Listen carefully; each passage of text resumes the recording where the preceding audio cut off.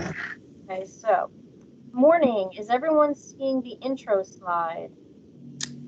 Yes. Yes. Great. So good morning, Yes. Jersey STIC members and friends. Thank you for joining us today for our second meeting of 2021 as we head into the warmer months and get back to a more normal way of life. I hope that you are all enjoying some summertime activity. So with this, I want to welcome Mike Russo, our Assistant Commissioner, to say a few words and welcome you all. Okay, good morning, everybody. Thank you, Amanda, and thank you, Helene. Once again, it's good to see everyone, even though it's virtual. It's still always good to see everyone at these meetings. I hope everyone is well. I hope everyone is safe. As Amanda said, we are returning to a sense of normalcy. I believe we all feel as though we've left the tunnel, not just seen the light at the end of the tunnel, but are actually leaving the tunnel as it relates to COVID. And that's good news for all of us. Just to give you a little update regarding DOT and where we stand with return to work and COVID. Come June 21st, we will have 100% of our organization, generally speaking, back to the offices at 50% capacity. We've had a number of folks actually here already at 100%, depending on the needs of their jobs. But in spite of us returning, we realize that other agencies and other partners haven't really sorted through all of that yet.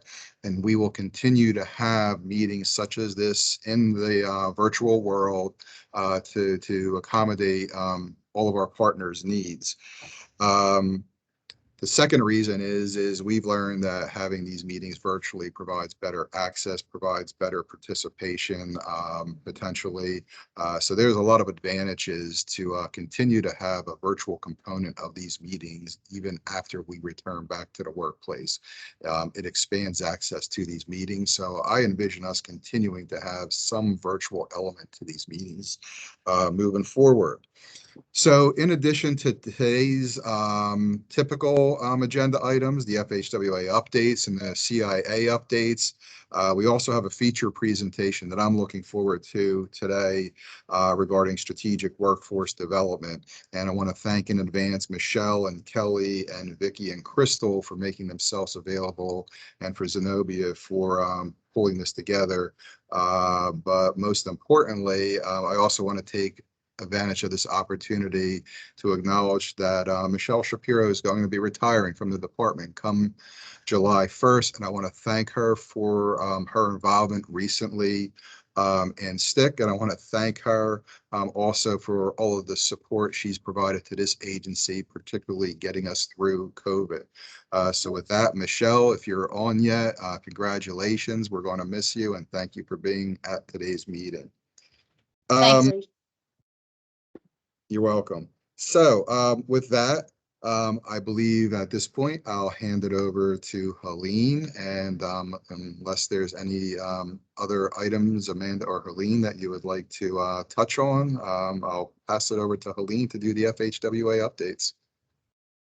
Amanda, do you want? Oh, okay. You skipped over our STIC composition slide. Everybody, everybody who's ever been to a STIC meeting before has seen this. So if you're new, you haven't seen this, but this is basically a graphic that depicts the composition of the STIC, who's part of our New Jersey STIC.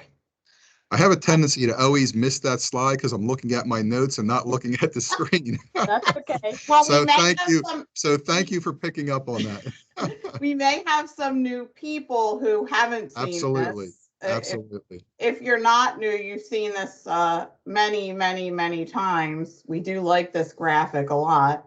I made it. Yay. Okay.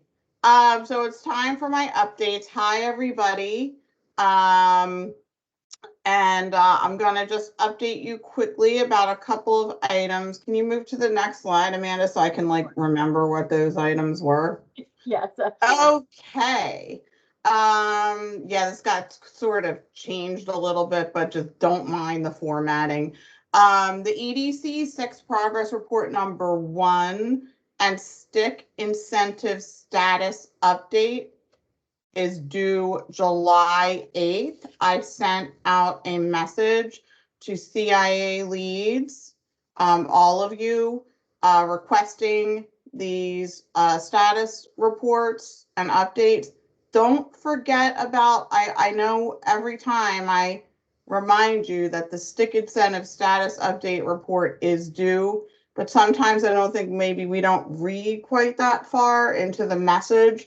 So don't forget to update me on the active STIC incentive funding projects, not the ones that are already done. We have one from 2017. Can't seem to get the final report on that one. So I would appreciate if we could get the 6-month status report on our active. The projects, some of them are new. There might not be a lot of activity, but I'll take whatever you got.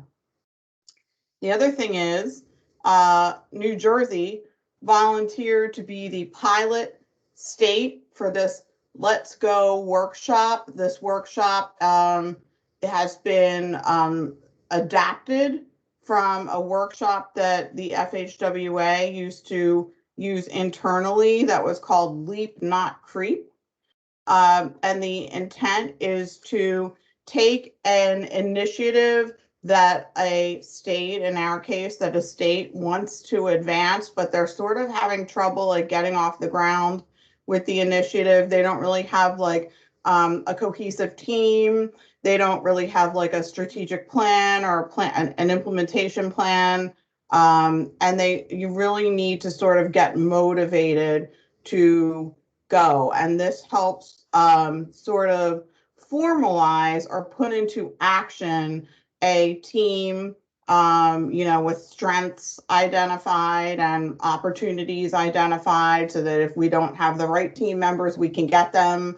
If we have too many, so we work through the issues with the team, and then we develop a plan to proceed with the initiative, with milestones and targets, and almost we do a little risk assessment, like what could get in the way of this plan, and then how are we going to address it if it does get in the way, contingency planning, that kind of thing. So anyway, we volunteered to be the pilot for this. It's virtual right now. It probably will be virtual. It will be virtual when we host it in September. And we're going to run 2 initiatives in parallel. One of them is strategic workforce development, that initiative. And the other initiative is something along the lines of, started with a discussion of digital as-built, but it's sort of like an e-construction, 3D modeling use, digital as-built. I would sum it up as sort of an e-construction sort of effort. We don't really have the scope of that one identified, so we're really starting at like, really low on the scale with that one. But the plan is to come out of this workshop with a cohesive team that works, that functions, that can meet and advance this initiative, and then to have a plan for how it's going to be advanced. Again, that will be in September. Team members, we will be reaching out to you if you have not already been reached out to. We're working with the CIA leads to identify the team members for these 2 initiatives, and we'll be working them in parallel at the workshop in September. That's it for me. Don't forget about the STIC incentives projects. Thank you. And another note, Helene, with the STIC incentive status updates, they don't have to be like the formal report, correct? I mean, they can just be a paragraph. I'll take whatever you're willing to give me, except for a final report. I would like, lessons learned. What did we learn? I know that with the beacons, the beacons on the emergency service vehicles, we learned some lessons. What were those? They didn't hold up well, right? They needed to be redone. So what were the lessons learned? What would another state reading this report be able to take away when they go to implement this thing, that they could, that they could use your lessons to make their implementation better? That's really the main point of the final report. Also, what did you get? How did it help you? You know, that kind of thing. Okay, thank you very much, Helene. So next, the next part of our agenda will be hearing from our core innovation areas in accordance with what they're doing with their initiatives. So we've got 4 teams. We've got the safety, mobility and operations, infrastructure preservation, and of course the new organizational improvement and support CIA team that I announced at the last quarter. So we'll be hearing from all 4 of them today. So with that, up first, please welcome Dan Lasanti and Keith Skilton with their safety updates. And just let me know, gentlemen, when you want me to advance to the next slide. Okay. Thank you, Amanda, and good morning, everyone. I'm Keith Skilton. I'm the safety engineer for the division office, if anyone's new to this group today. And just as a disclaimer, safety innovations are not the focus of this round of EDC, but we'd like to continue to provide updates on safety to continue to make the point that innovations started as part of an EDC initiative don't end when the EDC cycle ends. Institutionalized means that the effort becomes part of our routine work. We had EDC initiatives in round 5 that included reducing rural roadway departures and safe transportation for every pedestrian. Under both initiatives, our focus was to promote inclusion of the FHWA proven safety countermeasures into projects and projects beyond just HSIP projects. Dan and I will continue this message at the NJDOT's 2021 Design Summit in August. It presents a unique opportunity to encourage the consultant community to consider inclusion of low-cost safety countermeasures into projects that will reduce fatalities and serious injury crashes related to roadway departures, intersections, and ped and bicyclist safety. Next, I'll turn it over to Dan. Next slide, please. There we go. Yesterday, Jeevanjot Singh from my team had the opportunity to present to a national audience on an FHWA Reducing Roadway Departure webinar. She discussed our projects to develop a regional curve inventory and provide a systemic analysis for the state and several local agencies to help them plan for and prioritize countermeasures to reduce crashes at curves. And her presentation included developing projects by streamlining the delivery process at the state level. NJDOT was selected to present after our rural roadway departure training, where the FHWA Resource Center learned of the projects and the planning towards an innovative systemic approach. This approach will be used to proactively implement countermeasures where crashes are likely to happen, even for locations where no crashes have been recorded to date. The benefits include safer roads, quick deployment, and flexibility. Our safety goal is to keep vehicles in their travel lanes, reduce the potential for crashes, and reduce the severity of those crashes that do occur. Where this EDC initiative continues through education, sharing of best practices, and development and implementation of programs and projects. Next slide, please.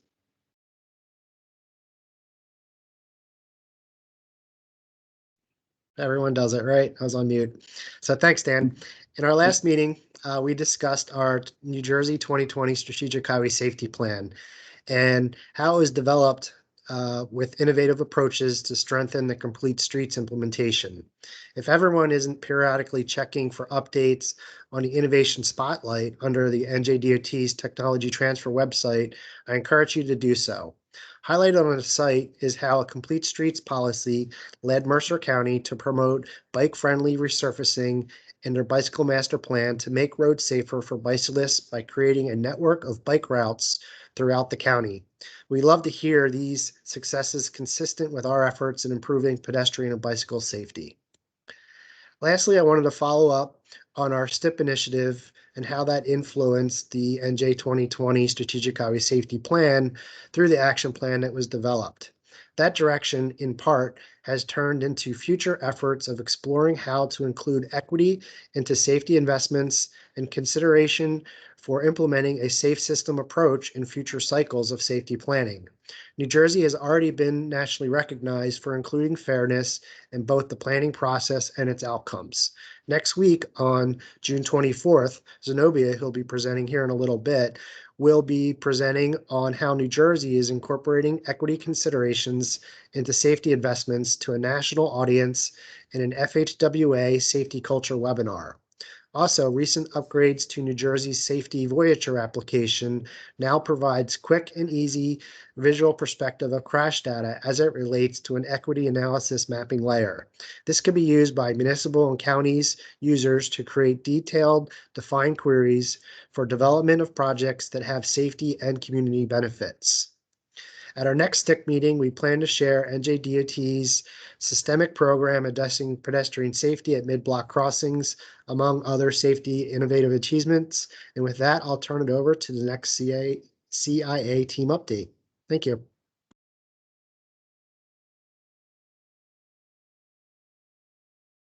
Okay. So thank you, Keith and Dan. Up next, please welcome Bob Signora and John Miller of the Infrastructure Preservation Team. Hey guys, last minute edit there. I am Nunzio Merla with the FHWA. Hey, how you doing? Hi, Nunzio. I apologize for that. I wasn't sure if you were speaking today or if it would be John. So from no now, problem. from going forward, should I replace your name here? Yeah, I'll be taking over for the team leader for the Okay. CIA. Okay, great. Sorry about that. So, Welcome, Nunzio Merla. So hi everyone, Nunzio Merla here. Kind of like John Miller, but not as much hair. This is my first STIC quarterly meeting, well, presenting anyway. As Amanda said, Bob and I are the team leaders for the infrastructure preservation. I'm going to go through some of the initiatives we're currently pursuing and some status updates. Next slide, please, Amanda. So the first one is digital as-built. Using digital data such as 3D models to build road projects is becoming an industry standard. Sharing the design model and associated digital project data allows agencies and contractors to streamline project delivery and contract admin and to collaborate on changes virtually before they get to the field. The purpose is to explore the use of 3D models to build projects and update that digital information to reflect the current as-built condition or finished condition. Some of the benefits are using the digital information can lead to safer projects. It also streamlines project delivery. As of right now, we have a team assembled and the baseline report has been completed. We're also working on preparing a list of required resources and a cost estimate. Next slide, please, Amanda.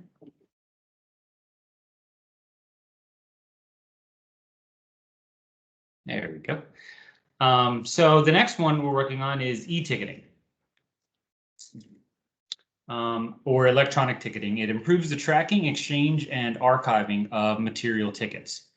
This provides stakeholders with an electronic means to produce, transmit, and track and verify material deliveries. Some of the benefits are it enhances data collection and reduces exposure to the construction equipment, and it's a time saving. The project's more consistent and efficient. Right now, we are in the development stage. 2 vendors have given presentations to date, and we're continuing to reach out to other vendors for future presentations. Next, please, Amanda. So the third one is the Targeted Overlay and Pavement Solutions, or TOPS. So approximately half of all infrastructure dollars are invested in pavements, and more than half of that investment is in overlays. By enhancing overlay performance, state and local highway agencies can maximize this investment and help ensure safer, longer-lasting roadways for the traveling public. Many of the pavements in the nation's highway system have reached or are approaching the end of their design life. These roadways still carry daily traffic that often far exceed their initial design criteria. Overlays are now available for both asphalt and concrete pavements that enable agencies to provide long life performance under a wide range of traffic, environmental, and existing pavement conditions. The purpose is to develop and install overlays that provide long life performance. The benefits are the improved surface characteristics like smoothness and friction, and limit noise. And it's also timely, and well-designed overlays are consistently cost-effective.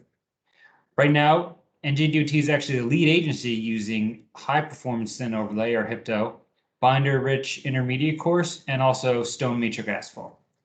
Ultra HIPTO, also known as HIMA, pilot project bid and awarded in Region South, and we are currently monitoring that project. Next slide, please. And the last one is ultra high performance concrete for bridge preservation and repair.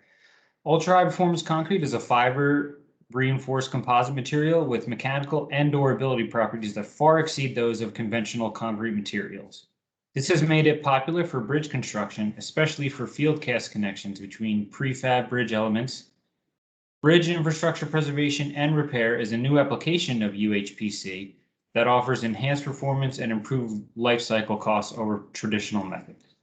The purpose is to explore the use of UHPC for bridge preservation and repair. The benefits are it's versatile and strong. The fiber reinforced cementitious composite material with mechanic and durability properties far exceed those of conventional concrete materials. In fact, repairs can often outlive and outperform their conventional counterparts, which results in life cycle cost savings.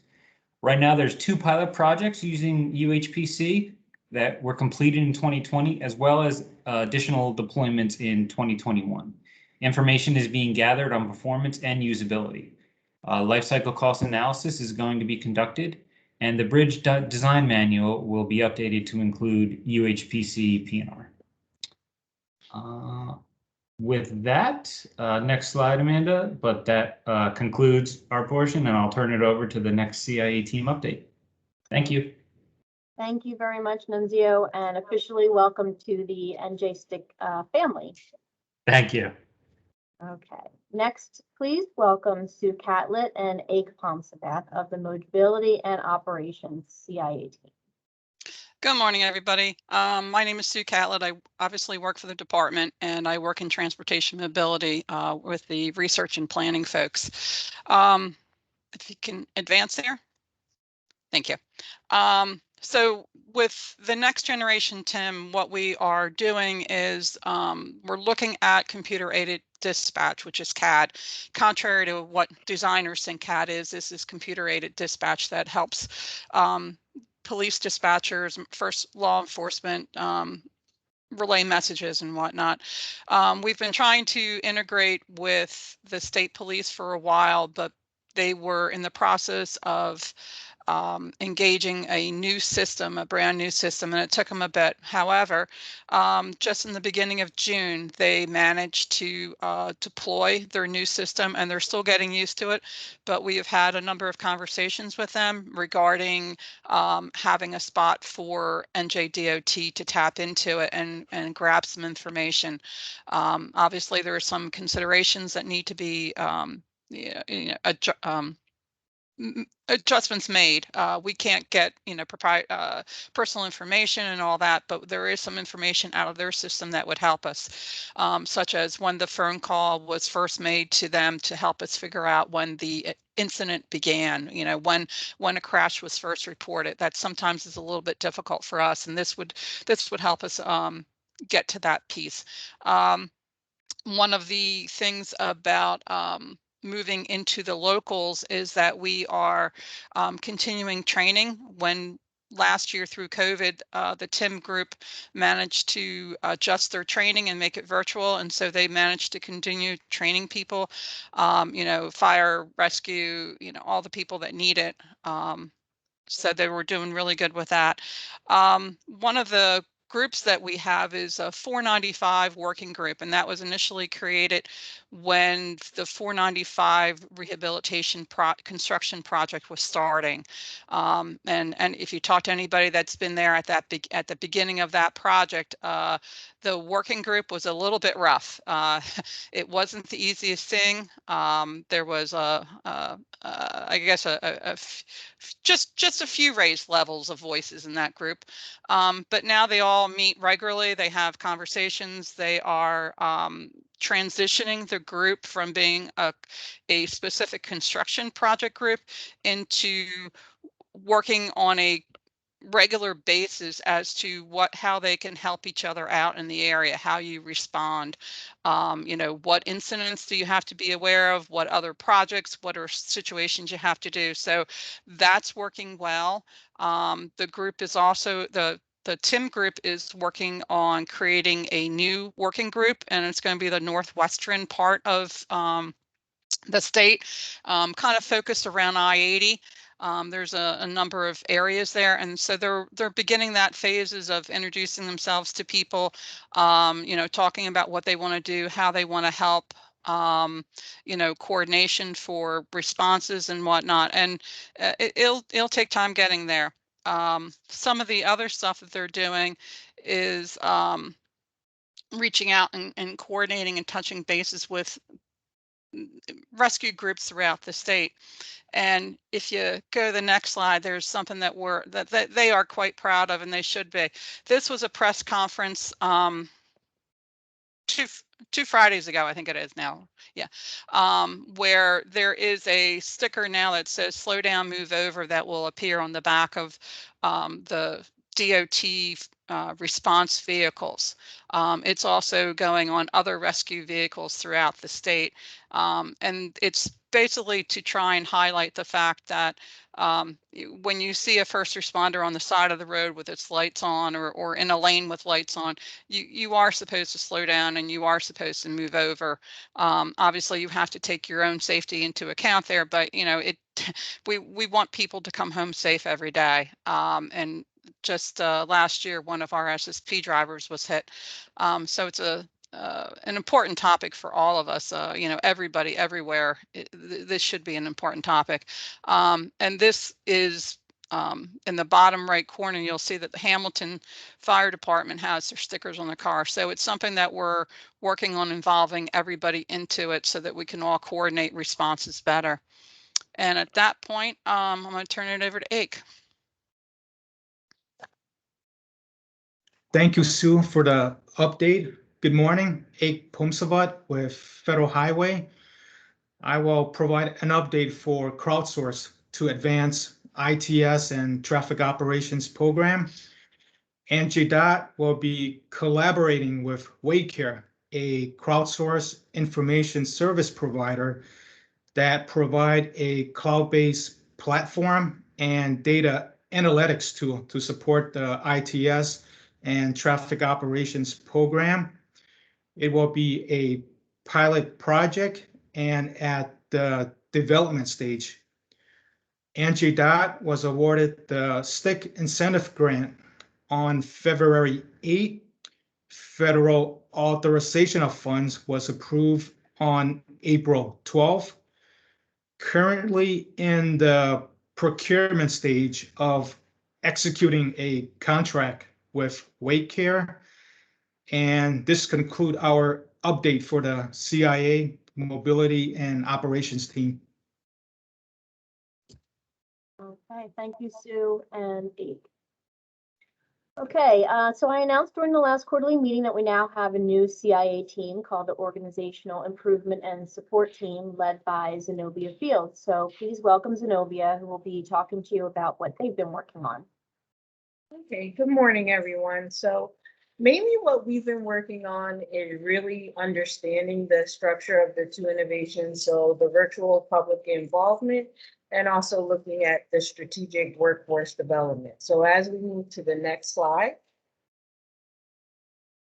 So with virtual public involvement, and I know many of you are very advanced in this area, particularly with the MPOs, but we've had an opportunity to attend some of the webinars where we hear a little bit more about tools, and we also hear about engaging traditionally underserved. So one of the things that I thought a takeaway with the fact sheets that we do have available to share is bridging the digital divide. And this comes at talking about any of our underserved communities, whether we're talking about our low income populations or looking at our senior populations, how you can address some of these things. If we don't have an issue with the digital divide, a lot of the time we spent listening to some of the best practices, looking at the tools, whether we're talking about the mobile applications. I know that locals and NPOs, they develop those, whether we're looking at how we do project visualization. So what you might see in our public information centers there. And then some of our do-it-yourself videos, what you publish on YouTube. We've also talked about some of the crowdsourcing tools. One of the crowdsourcing tools that we have here at DOT, looking at our pothole campaign and how you can identify that on a map, and it goes to populate a database. Other mapping tools are available, and then they also talked about, if you are in person, how you use some of these digital tools. So you might take out a collector app for that. So what you're seeing in the next item, we're also participating in Rutgers Voorhees Transportation Center. Oh, sorry. Sorry about that, my fault. Rutgers Voorhees Transportation Center.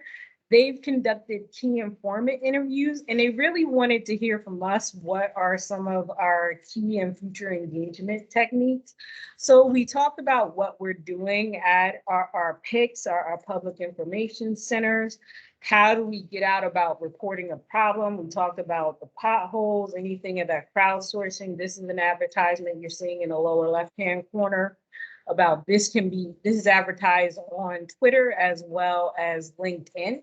You're able to work with interactive maps. Some of you have also used things like wiki maps for this. Many of us have our own YouTube channel where we publicize those videos, including the one that Sue Catlett just described. So that's on our YouTube channel. Then some of the other things that we're making more accessible about our grant programs that we have. And I think local aid does a really good job of that. So that's what you're seeing in that bottom right-hand corner. Moving on to the next innovation, looking at strategic workforce development on the next slide. We attended the webinars, and what you're going to hear from Michelle today when she talks about our Operation Apprenticeship Program. This innovation really focuses on operation maintenance or looking at construction careers. So one, raising awareness, making sure that we're building capacity, whether we're talking about some of the training programs, and Michelle is going to talk about that. But also what they're doing is utilizing industry accredited pre-employment training programs.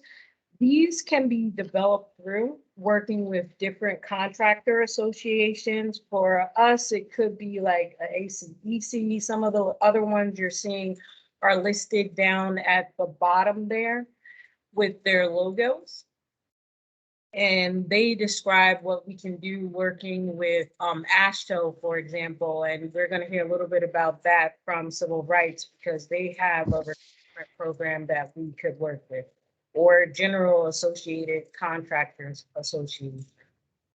Our next part that we're going to be looking at is what Helene mentioned earlier, looking at a Let's Go pilot.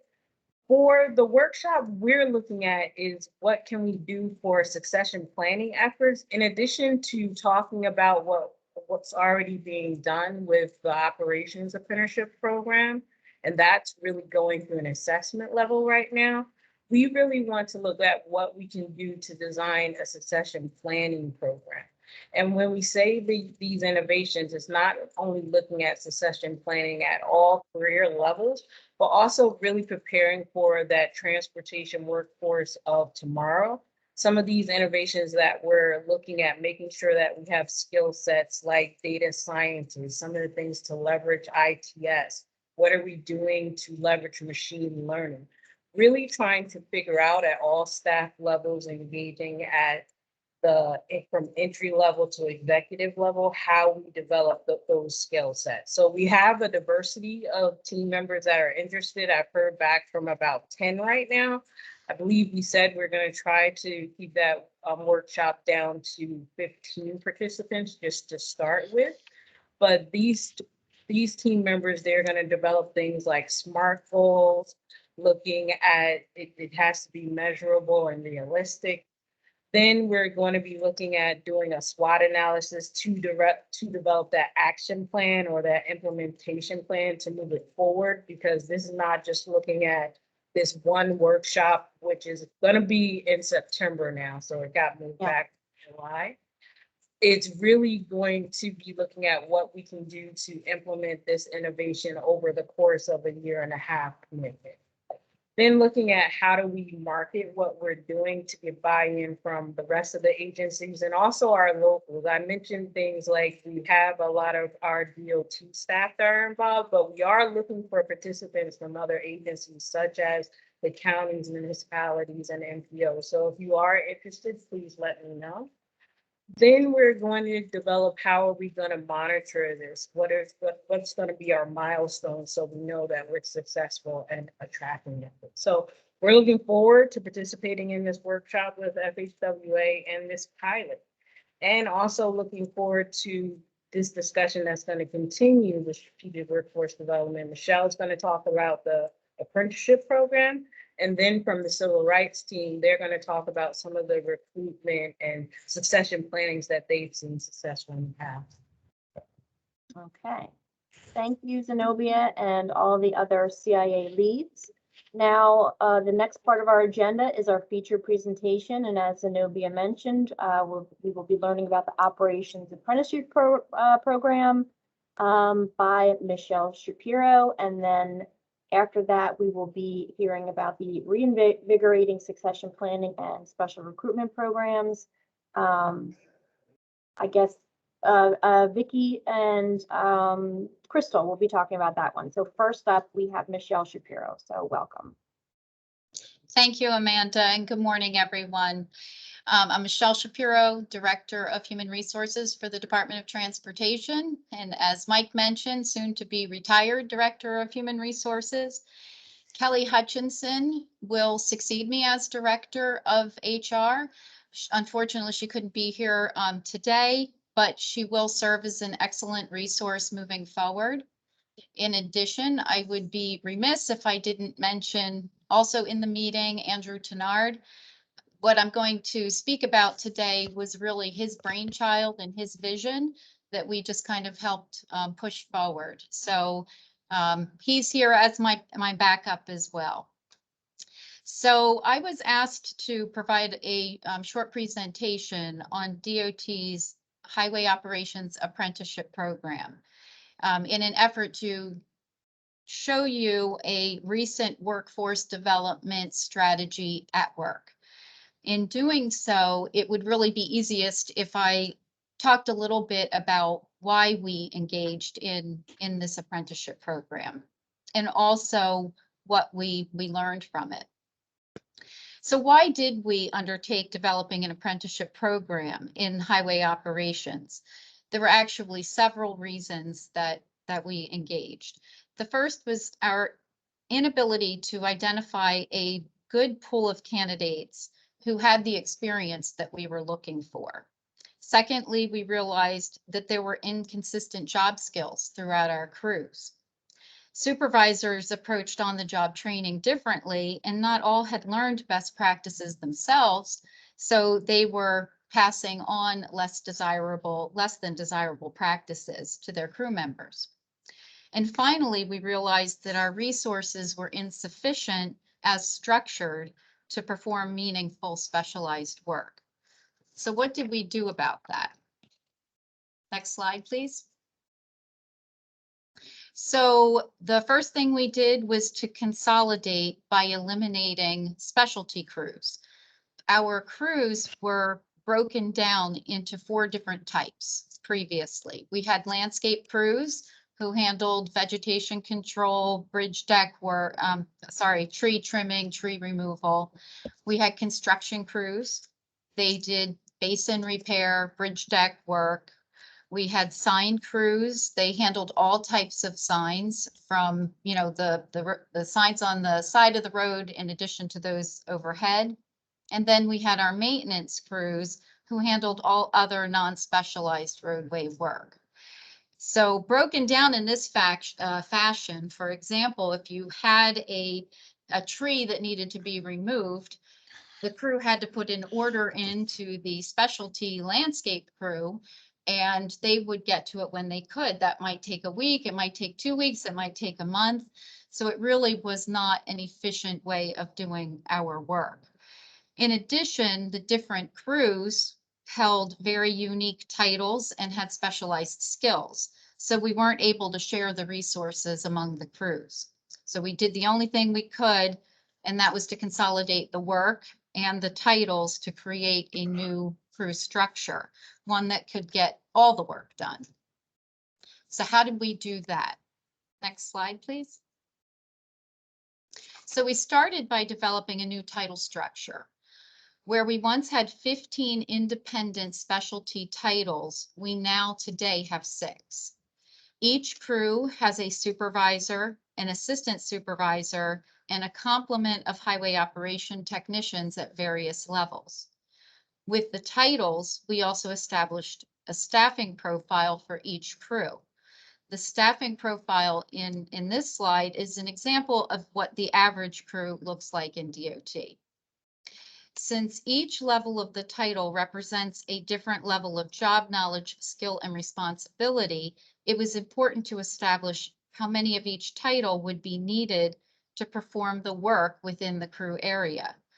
For example, you will see on the slide that the profile calls for 2 highway operation technician 3s. And an employee at that level is expected to take lead over crew members.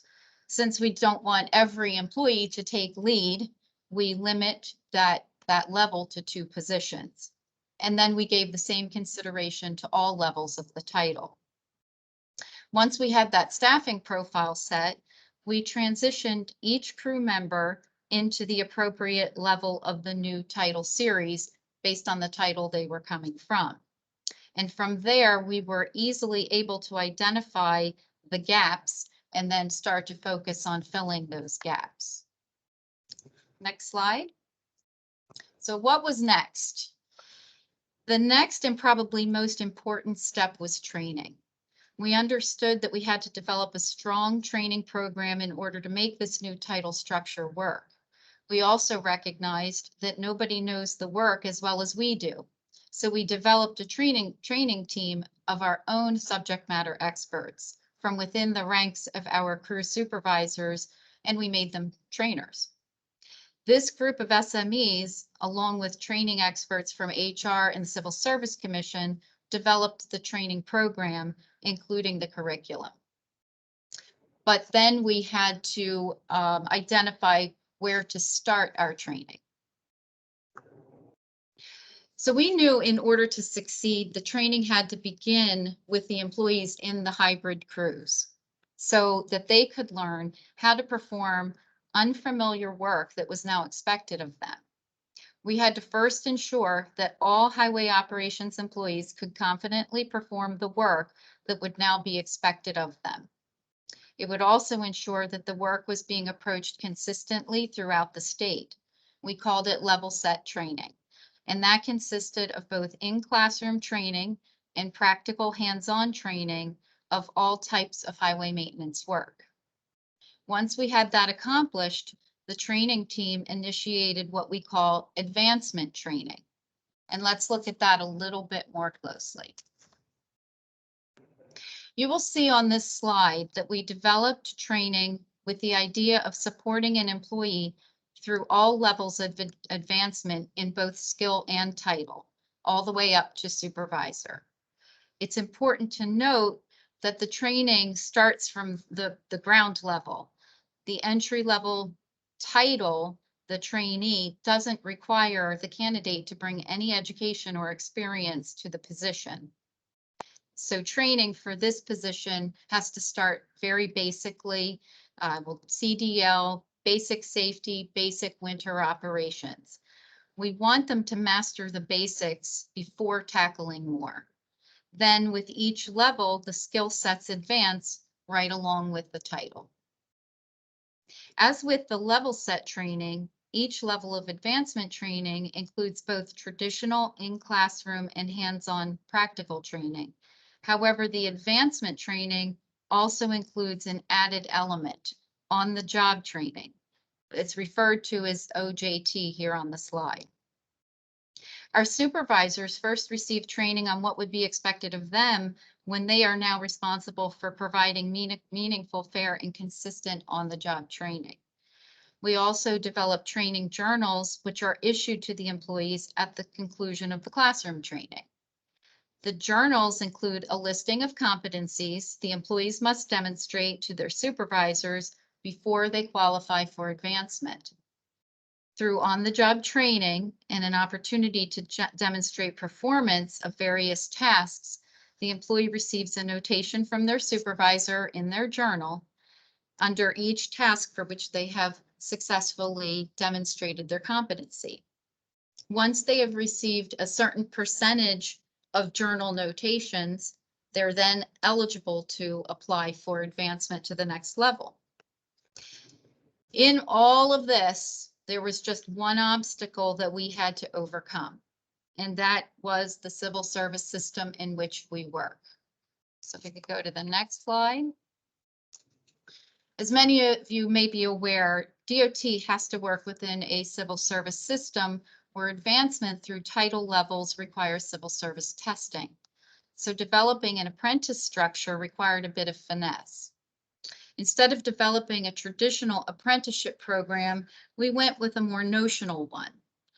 Notional because an employee can choose to stop their advancement progression at any point beyond the journeyman level, and because the civil service testing had to be incorporated into the higher levels. At the entry point, the Highway Operations Technician Trainee is a non-competitive title. That means there is no civil service testing. After 1 year of successful performance on the job, including any training and the completion of their training journal, the employee advances to the journeyman level of Highway Operation Technician 1. Again, there is no examination associated with that position. An employee may remain at this level, the Highway Operation Tech 1, as long as they wish. They can stay until retirement, or they may work toward advancement to the Highway Operation Technician 2. How do they do that? To achieve advancement to the Highway Operation Technician 2 and subsequently to the Highway Operation Technician 3, the employee must first complete in-classroom and practical training, as well as the corresponding training journal, as I mentioned earlier. However, these higher levels of this title series additionally require civil service testing. Also, keep in mind that advancement may only occur if a vacancy exists at that level based on the staffing profile that I talked about a little bit earlier. We realized early on that the traditional civil service test was not really a good measure of employee skill sets for this title group. So again, we had to think outside the box. Next slide, thanks. In partnership with CSC, we designed a unique practical examination process, which is administered by DOT's training team and human resources through a formal delegation from CSC. In the process, our training team developed a collection of sample work tasks associated with the level of the title being tested. Through a random selection, 3 tasks are identified for the candidate to demonstrate in their practical exam. Select training staff serve as examiners who score the employees on their practical competency. Exercises cover safety practices, equipment setup and use, and execution of a particular task. Successful The task also has to be completed within a designated time period. All of this is official, scoring is official, and we have to submit our final score standings to the Civil Service Commission so that they can compile the resulting list from which individuals will eventually be appointed for advancement. We have been successfully testing for about 3 years now. Our pass rate is very impressive. And we believe that's due to the comfortable test environment and the familiar test content. In fact, the testing process has been so successful that CSC has just recently agreed to renew our delegation, which is a definite win for us. The next slide, please. So that is our apprenticeship program in a nutshell. Just wanted to go over some of the valuable takeaways that DOT learned and that we are applying to future projects. So the first would be, if the candidate population does not exist, then you have to develop a grow your own strategy. You have to be able to think outside the box and use your human resources more strategically. In this example, we consolidated, we went with did away with the outdated specialty crews and consolidated our crews. And it's really amazing to see how much you can accomplish with what you already have. Remember that change takes time. Now, I say this was a recent endeavor. We started it in 2014, we implemented it in 15, and we are still working toward filling our staffing profiles. So it does take time, just need the patience. Listen to the employees. We found that they had some really great suggestions, but also don't be discouraged or sidetracked by their opposition, because change is scary for people. Communicate. In order to achieve agreement and buy-in, it's important that employees have the information and feel part of the change. So in this case, Andrew and I went out and we met with every crew and we talked about what we were doing. We went out multiple times in the event there were any changes to our plan. And then finally, don't stop. Don't rest on your laurels. As much as we might like to, we know that there are other strategies to explore. So at DOT, as Zenobia had mentioned, we are just starting. We've got approval for our construction inspectors to develop an apprentice title for that. We're now developing the training for that. In addition, our engineering technician, we did the same thing there. And now we're just working on the training so that we can ensure continual growth through their careers. And that's it.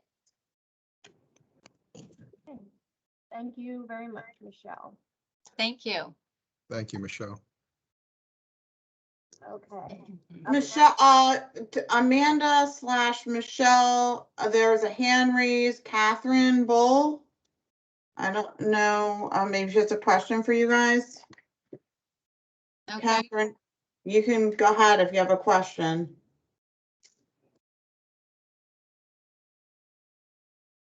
Nope. You there? Oh, Maybe it was an accident. Okay. I don't know. Yeah, maybe it's If a you do have mistake. a I'm not question, sure. Type the question into the chat and we'll get that. Okay, so up next we have Vicki Tillman Ansley and Crystal Section to talk about reinvigorating, succession planning and special recruitment programs.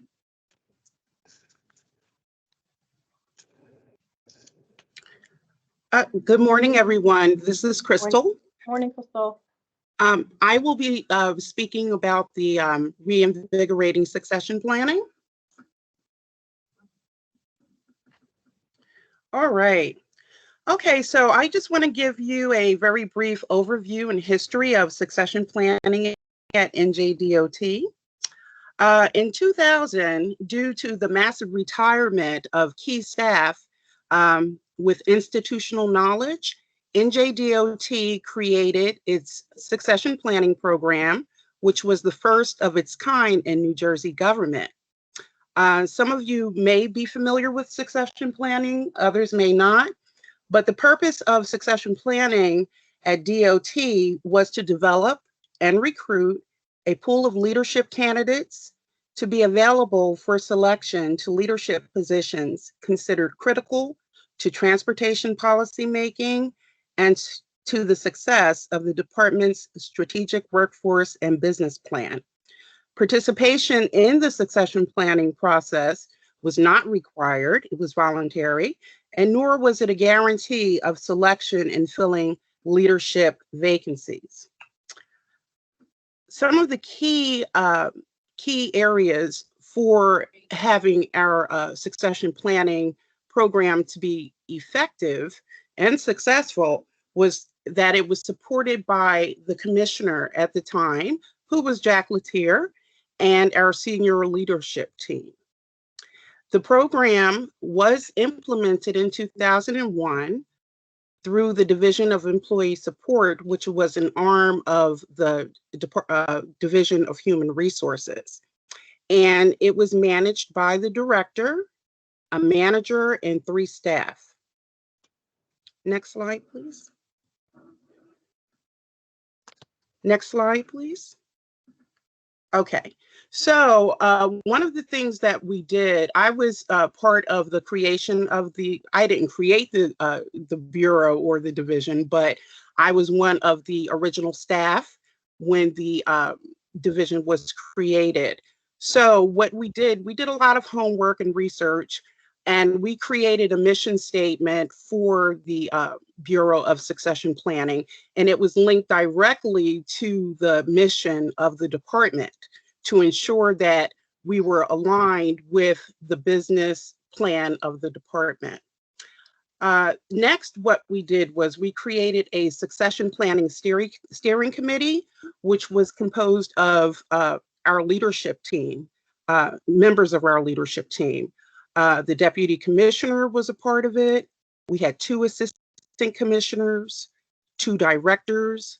The director of employee support was an ex officio member, and the director of civil rights was a permanent member to ensure equity in the process.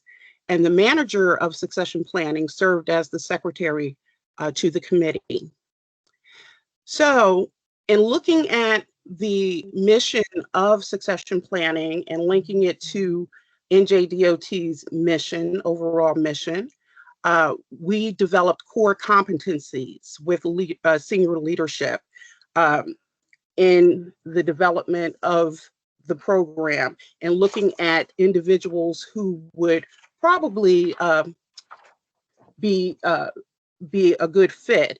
And some of the core competencies that we looked at were leadership, business knowledge, people management, individual values, quality-focused management.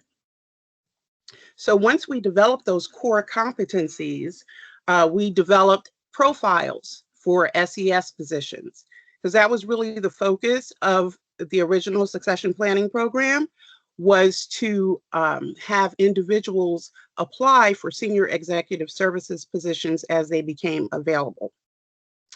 And then what we did was we created the application process. And the application process was a little stringent. And we looked at people who had at least 2 years of supervisory or managerial experience, either within or outside of the department. And they did have to have a professional title that required a bachelor's degree. And also we did request that they were nominated by someone in the department who was a leader or manager leader. So that was the process, and we reviewed the applications, the steering committee voted on them, and that was part of the entry to participation in the program, which was a 2-year program that they had to commit to. Next slide, please. Okay, so once they gained participation in the program, we worked with them, meaning the staff of the Succession Planning Bureau. We worked with them in developing individual development plans focused on their own career goals. And within those individual plans, Zenobia had mentioned SMART goals. We had different training workshops for them, lunch and learns, and we had them to develop goals for themselves, which were SMART, measurable, achievable or attainable, realistic, and time framed. And then they had additional development tools, which included training through HR. They could go on to, as other individuals in the department could as well, go on to get their master's degree or any other certifications.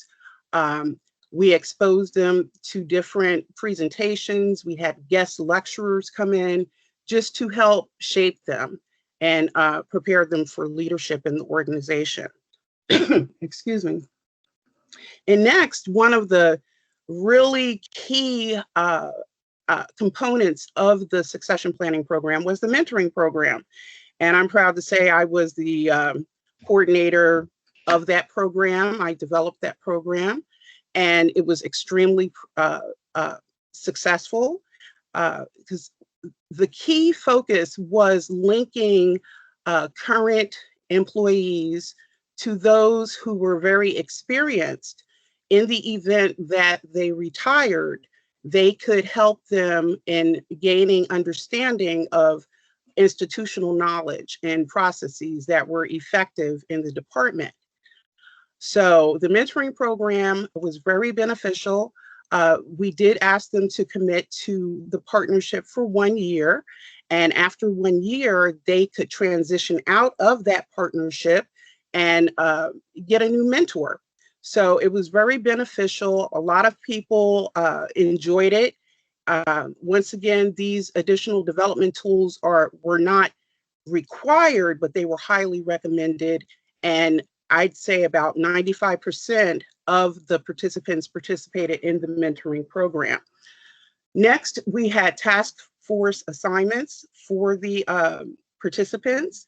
They would participate in, they would visit other divisions, units, do presentations to strengthen their soft skills, their presentation skills. They'd also do different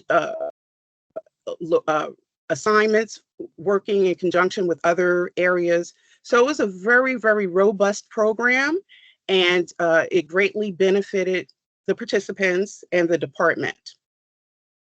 So, all right, let me say this. The program was discontinued in 2010 due to a change in administration. I'm not really sure. By that time, I had left and I relocated to the Division of Civil Rights to work in the Title VI and ADA program. But it was a very, very successful program. And I'd like to now talk a little bit about a pilot for a potential program. If you can go to the next slide. Yeah, the potential pilot. So once again, based on what I had mentioned earlier, it should be supported, totally supported by the commissioner and senior leadership. And it should be based on strategic and workforce development plan. And it should definitely have a diversity in its participants based on race and gender. I have to say that I am a civil rights practitioner and I believe in equity. Also, this time around, I recommend that it be a two-tiered program, simply because we did get some pushback in the department, to be honest, because some people felt that it was an elitist type of program, that it was for some and not for others. And that was not true. We really, as a steering committee, we ensured that the Director of Civil Rights was a permanent member to ensure equity in the program. But this time around, it would be great to have the executive level, which targets the SES positions as before, but also create a professional level program, which is targeted for professional positions. And that could include people who do not currently have a degree, but are working toward a degree, or through their work experience, they have obtained professional positions. So from that professional level, they can then evolve into the executive level. So what I'd like to say, though, is establishing a systemic succession planning can entail a culture change. And it can be a major shift in an organization where decision makers may have been accustomed to filling one vacancy at a time. Now, I don't want to be naive here. We do know that in state government, as in private industry, succession planning goes on all the time. People pick their successor, and it's done informally. However, if the department does resurrect the succession planning program, it will require a long-term strategic view of the talent's needs, and it will send a positive message throughout the workforce that promoting people is good for morale.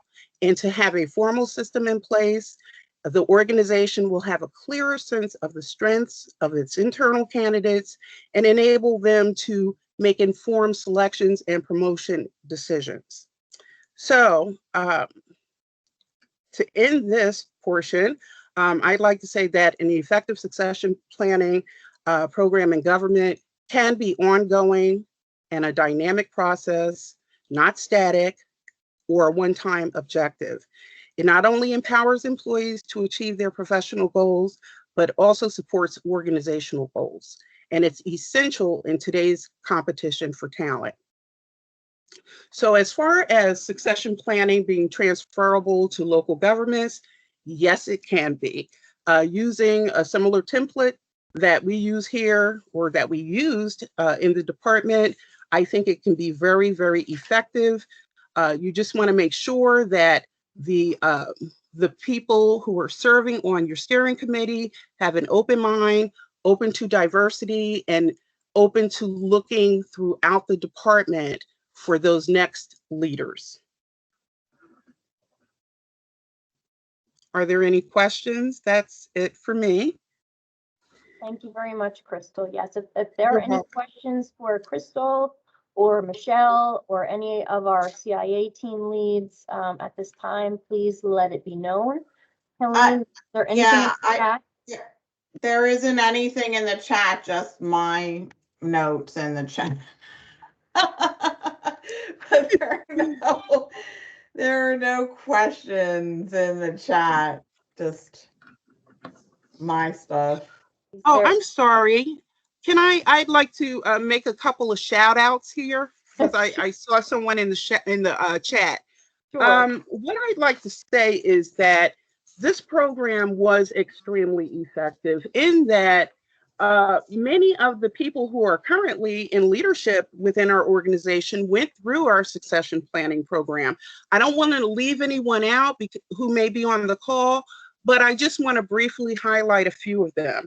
Our Deputy Commissioner, Joe Bertoni, went through the program, Assistant Commissioner Mike Russo, our directors, Elkins Green, Lane Rankin, Bob Marshall, Victor Akpu. So not to say that they would not have achieved the status and leadership that they have today without the program.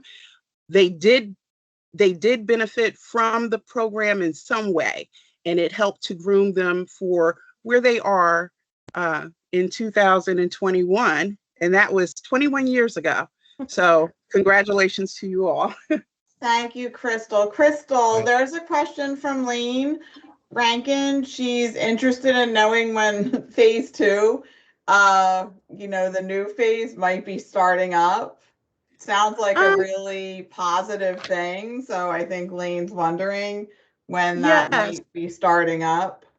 Sure. I can address that. I can't necessarily answer it.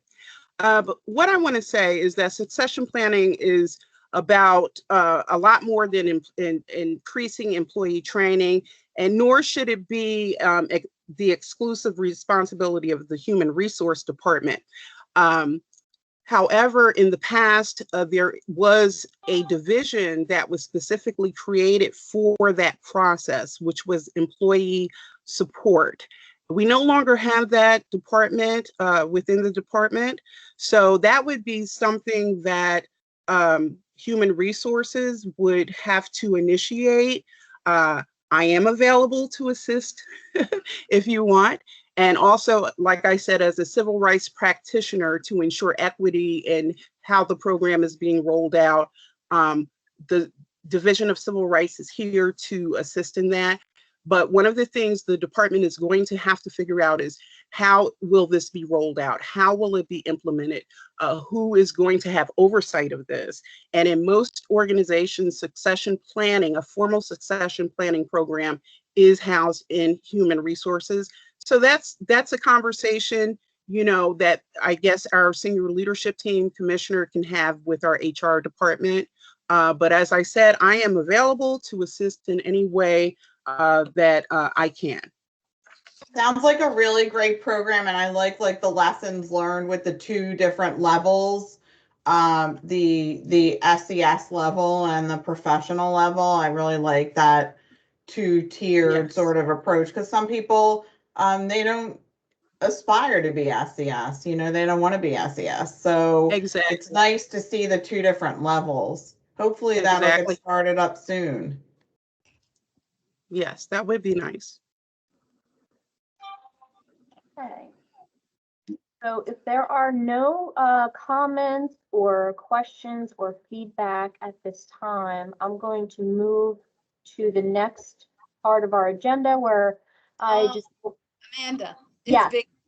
I was supposed to be giving a brief presentation about the unique, not necessarily unique, but special recruitment programs. Okay, go ahead. I'm sorry. That's okay. I don't have a PowerPoint. Oh, okay. That's why I was confused. Sorry. Go ahead.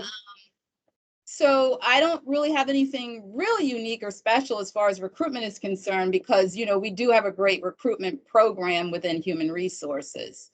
But similar to the way we introduce middle and high school students to careers in civil engineering, we'd like to start a pilot program to introduce high school students to job opportunities in the construction and maintenance field. Non-competitive opportunities, not requiring a lot of pre-training and experience. As we all know, not all high school students aspire to go to college and get a college degree. But that doesn't mean that they don't, you know, aspire to be you know, employed and make a good living and whatnot. And I think that that can happen, you know, with a career with the department. So we would target schools in the underserved area. And given that most high schools have classes to introduce students to the skilled trades or jobs, our plan is to target 3 to 4 high schools in the state, outreach to them about the feasibility on bringing information to their schools about careers, you know, maybe during their career days, because a lot of the schools, high schools do have career days, and we would maybe be able to participate in those career days and talk to them about the job opportunities with the department. And if that proves successful, expand it accordingly. We also implement the Youth Corps Urban Gateway Enhancement Program, where we partner with youth and community organizations who implement gateway projects. And we're going to revive our role where we make presentations with the to the participants through their life skills training requirements on opportunities for employment with the department, including how to prepare and apply for the opportunities. And we'll be focusing on the jobs in the construction and maintenance technician field. And finally, we're also exploring viable ways through our on-the-job training and supportive services program to work with our contractors and contracting associations on shaping their future workforce, with a focus on training and recruitment programs aimed at women, minorities, and other disadvantaged individuals. Based on our experience and research, this is going to take a lot more effort for success, because, you know, the contractors and the contracting associations and most importantly, the unions would all need to buy in and support the program. So that's just a little bit about, you know, special recruitment programs that we're, you know, exploring and hoping to implement. And that's it for me. Okay, thank you so much, Vicki. All right, are there any other questions or answers or feedback at this time? So this is Lane. I have a quick question. Sure. A number of years ago, I did participate in a program where they brought in high school students to work in the planning group. And so it was really an interesting, beneficial experience, obviously for the student, but kind of eye-opening to us as well. For example, you know, high school students don't know that they're supposed to like look you in the eye when you have a conversation. So I just want to know if there's like any opportunity to open that up to other groups. Obviously, it's easy to do, you know, something in maintenance and construction, but I think there might be also opportunities in the rest of the department. Yeah. Yeah, definitely. I think so.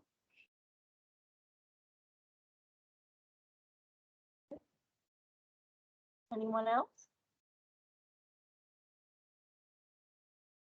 Okay. All right, so let's move towards the conclusion of our meeting with some reminders and announcements before we adjourn. So don't forget about our tech transfer website and the dedicated STIC page where you can find all of our STIC business articles and meeting recordings and summaries. An easy Google search for NJSTIC will also get you there just fine. But here are our important websites here on the slide. Next, I want to talk about the 2021 STIC Excellence Award. The applications are due very soon, so I will be preparing an application for New Jersey STIC. Hopefully, cross our fingers, we will be awarded that. We don't know, but I'm going to highlight several of the efforts that we've made over the last couple of years since we won it last time in 2019. That being our New Jersey caucus after the EDC 6 summit, as well as the breakout sessions that we did on EDC 6 to kick off this round of Everyday Counts initiatives, things like that. So I will be also looking to some of our leaders to sign off on that application before I submit that to Helene to send to headquarters. So keep an eye out for that. Next, Helene wanted to get together with the executive team of New Jersey STIC to review and revise our charter, which hasn't been updated in a few years. So we'll be setting up an agenda for that soon. So just keep an eye out for that. We'll be adding our new operational improvement and support CIA team, among some other things. So we'll be developing that agenda very soon. Next, I want to talk about our NJDOT tech transfer news, and that is it's periodically published via an email newsletter. I know some of you probably get it, and it seeks to showcase innovation, highlight the latest state-of-the-art trends and technology practices, and disseminate transportation research results. And the newsletter should be of interest to those who are focused on the current needs and 21st century challenges that New Jersey faces in managing its transportation infrastructure and improving the safety, mobility, and accessibility of its residents, workers, visitors, and business. And you can subscribe to the newsletter on our website as well. And we developed a new STIC primer document, and that was to provide new members with links to all the information and tools that they need to become familiar with how we do business. And you may have seen these links and information at the end of some recent communications. So if you happen to get one of these communications and you know of a new member that you'd like to onboard, just forward them this information and they'll have everything at their fingertips. And next, as you probably know, our 2021 Build a Better Mousetrap competition is open and we are accepting applications. We're looking for submissions from employees of local or state public agencies like municipalities, counties, park commissions, New Jersey Department of Transportation, obviously, and New Jersey Transit. We're looking for agencies that have developed new solutions to problems or found better way of doing things. And we'll gather the best ideas from around the state and we'll judge them using a 5-point rating system. And much more information about this can also be found on our website under Share Your Ideas. And there's several videos that you will find of the past winners, their innovations, and also the people behind them. And those are really interesting to take a look at. So I encourage you to go visit that website and, you know, pass the information around to anyone who you think might be interested in applying. And with that, I will ask if Mike Russo has any last words. Yeah, so the only closing thought is, I guess it was not a bad idea to add that fourth CIA team. Seems to be a lot of interest there, so looks like that was not a bad idea.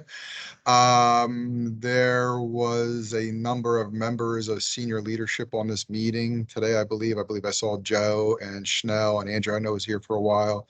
So the interest in succession planning internally will carry that message forward.